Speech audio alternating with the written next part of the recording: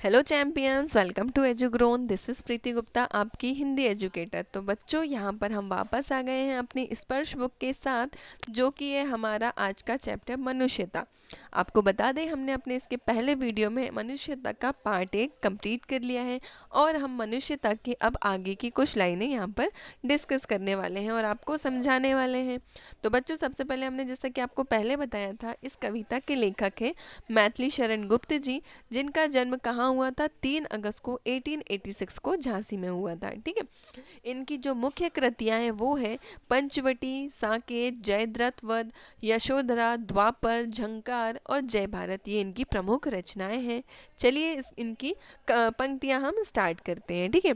देखो, कवि यहाँ पर कह रहे हैं, रहो न भूल के कभी मदांग तुच्छ वित्त में, सनाथ जान आपको करो न गर्व चित्त में। ठीक। अनाथ कौन है यहाँ? त्रिलोकनाथ साथ है, दयालु दीन बंधु के बड़े विशाल हाथ है।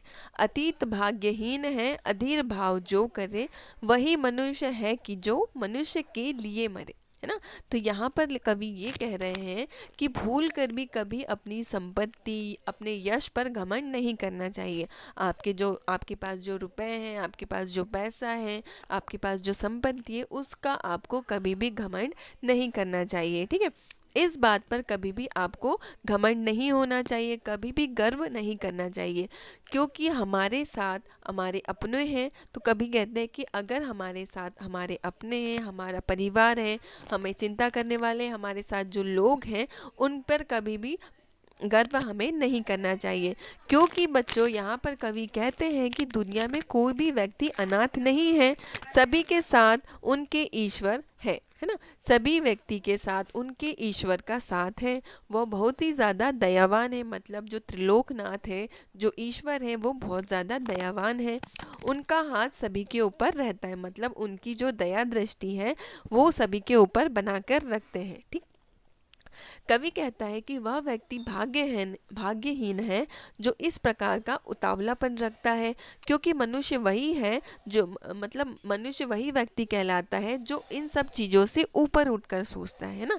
तो कवि यहाँ पर कहते हैं कि अपनी संपत्ति पर, अपने पास जो, आपके पास जो परिवार है, इन सब के ऊपर आपको कभी भी घमंड नहीं करना चाहिए, क्योंकि दुनिया को देखने वाला तो एक ही प्रभु है, जिसका दया दृष्टि, जिसकी दया, जिसका विश्वास सभी के ऊपर एक समान है। ठीक है। और कवि यहाँ पर ये कहते हैं कि मनुष्य वही मनुष्य व्यक्ति कहलाता है जो इन सब चीज़ों से ऊपर उठकर सोचता है। ठीक है। चलिए आगे की पंक्तियां समझते हैं। अनंत अंतरिक्ष में अनंत देव हैं खड़े, समक्ष ही स्वबाहु जो बढ़ा रहे बड़े बड़े। परस्पर विलंब से उठो और बढ़ो सभी, अभी अमर्त्य अंक में अपंक हो चढ़ो सभी। रहो न या यों कि एक से ना काम और कासरे, वही मनुष्य है कि जो मनुष्य के लिए मरे। यहाँ पर कभी कहते हैं कि उस, मतलब कभी ना समाप्त होने वाले आकाश में असंख्य देवता है। मतलब जो अंतरिक्ष है उसमें बहुत सारे, मतलब अनगिनत देवता खड़े हैं जो परोपकारी हैं और दयालु भी है ना। पर जो परोपकारी व दयालु मनुष्यों का सामने से खड़े होकर अपनी भुजाओं फैलाकर स्वागत करते हैं। तो कभी यहाँ पर कहते हैं कि जो अंतरिक्ष है और अंतरिक्ष में जो देवताएं हैं वो क्या करते हैं, जो ऐसे मनुष्यों का स्वागत करते हैं जो परोपकारी हैं, दयालु हैं और सभी लोगों की मदद करते हैं। इन लोगों को, इस तरह के मनुष्यों का वे हाथ फैलाकर स्वागत करते हैं। इसलिए दूसरों का सहारा बनो, सभी का साथ लेकर आगे बढ़ो।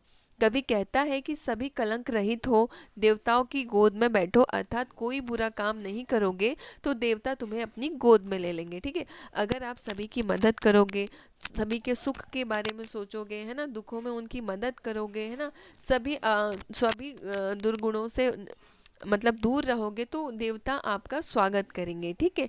अपने मतलब के लिए जीना नहीं चाहिए और दूसरों का कल्याण व उद्धार करना चाहिए, क्योंकि इस मरणशील संसार में मनुष्य वही है जो मनुष्य का कल्याण करे व परोपकार करे। तो यहाँ पर कवि कहते हैं कि मतलब ऐसे लोगों के साथ आप मतलब इस तरह का आपका व्यवहार रहना चाहिए कि आप हमेशा दूसरों के बारे में सोचें, है ना।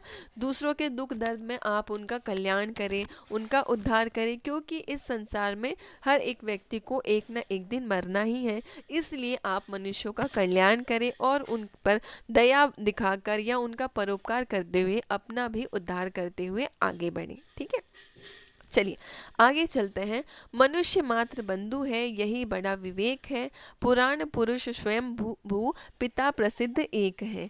फलानुसार कर्म के अवश्य बाह्य भेद हैं, परंतु अंतरेक में प्रमाणभूत वेद है। अनर्थ है कि बंधु ही ना बंधु की वृथा हरे, वही मनुष्य है कि जो मनुष्य के लिए मरे। तो यहाँ पर कवि कहते हैं कि प्रत्येक मनुष्य को एक दूसरे के भाई बंधु है, मतलब हम जो मनुष्य हैं वह हम एक दूसरे के क्या है, भाई और बंधु हैं, है ना।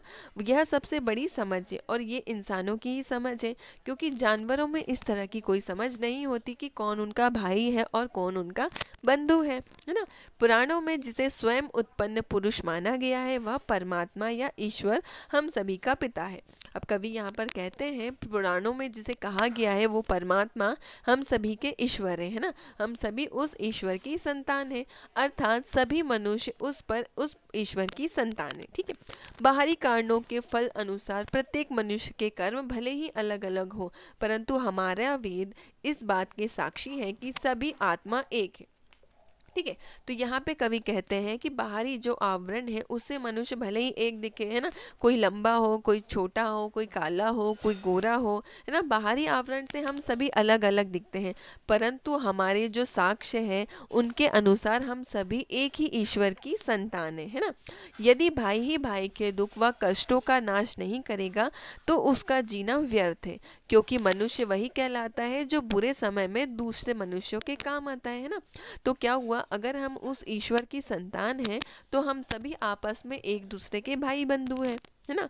और भाई बंधु ही हमारे दुखों व कष्टों में एक दूसरे के काम आते हैं, है ना। अगर हम मनुष्य हैं तो हमें हमेशा दूसरों के दुखों में काम आना चाहिए, है ना। सुखों में उनका साथ देना चाहिए और सुखों में उनका सम्मान करना चाहिए। दुख आए तो उनका सहायक बनना चाहिए, उनका बढ़ावा देकर उनको और सहायता करके उनको आगे बढ़ाना चाहिए। ठीक है, आगे चलते हैं। चलो अभिष्ट मार्ग में शहर से खेलते हुए, विपत्ति विघ्न में जो पड़े उन्हें ढकेलते हुए।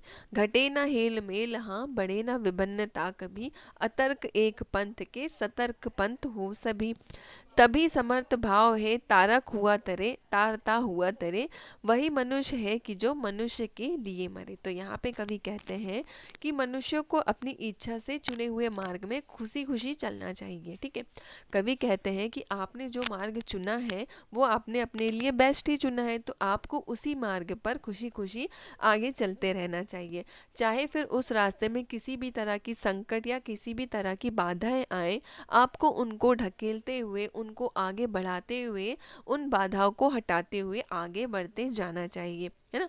मनुष्य को यह ध्यान रखना चाहिए कि आपसी समझ ना बिगड़े और भेदभाव ना बढ़े।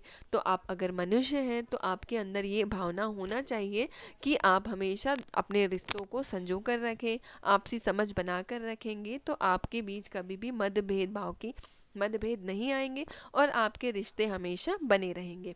बिना किसी तर्क के सभी को एक साथ लेकर आगे बढ़ना चाहिए, तभी यह संभव होगा कि मनुष्य दूसरों की उन्नति और कल्याण के साथ अपनी समृद्धि भी कायम करे।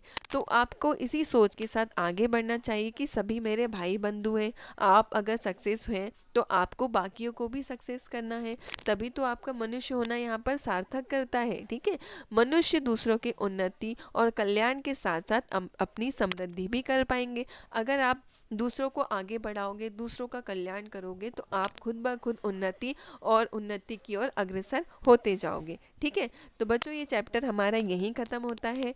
तो बच्चों मिलेंगे आपसे अगले चैप्टर में, जब तक कि आप इन्हीं चैप्टर को अच्छे से रिवाइज करते रहिए और जो भी डाउट हो आप हमें कमेंट सेक्शन में कमेंट कर ज़रूर बताइए। चलिए बच्चों, इसी के साथ सेशन ख़त्म करते हैं। Thank you.